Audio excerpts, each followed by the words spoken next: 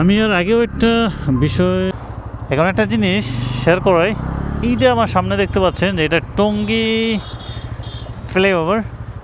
আচ্ছা, টঙ্গী ফ্লাইওভার দেখছেন, যেগুলো জয়েন্টে যেগুলো আপনার পাতা আছে মানে হচ্ছে লোহারগুলো সব চুরি হয়ে গেছে। এদের সামনে দেখতে পাচ্ছেন নাট খুলে চুরি করে নিয়ে গেছে।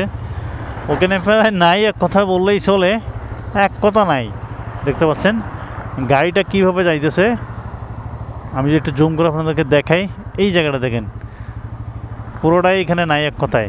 খুব রিক্সে যাচ্ছে গাড়ি ঘোড়া, যে কোনো সময় অ্যাক্সিডেন্ট হতে পারে।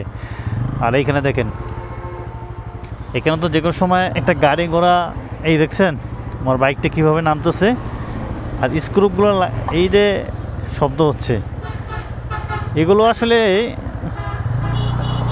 রাস্তায় যারা মেরামতের কাজে আছে এখানে দায়িত্ব বলতে কেউ নাই, দিনে বা রাত্রে কেউ নাই। এই কারণে আরও বড় ধরনের একটা রিস্ক হয়ে দাঁড়ায়।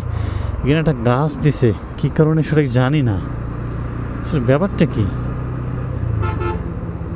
গাছটা কী কারণে সেটা উঠে ফেলার দরকার, জিনিসের মতো অ্যাক্সিডেন্ট হতে পারে। যাই হোক, আমি পার হয়ে যাচ্ছি। পুরি ভাই ডবল ডবল। আচ্ছা, বিষয়টা হচ্ছে যে এই যেগুলো চুরি হচ্ছে, কোনো গভর্নমেন্টের বা আদালত যারা সেতু মন্ত্রণালয় আছে সেগুলো কোনো তোয়াক্কাই না।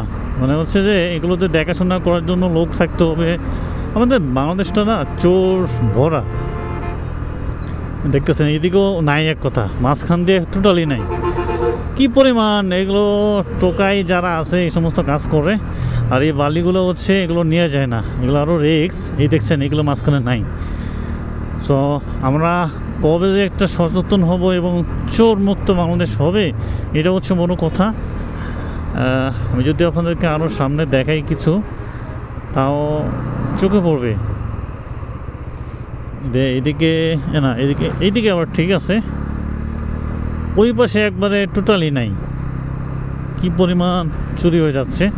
এই জয়েন্টের যে লোহার পাতিলগুলো আছে, মানে পাতিগুলো, এগুলো চুরি হয়ে যাচ্ছে। যত দিন যাচ্ছে ততই চুরি হচ্ছে।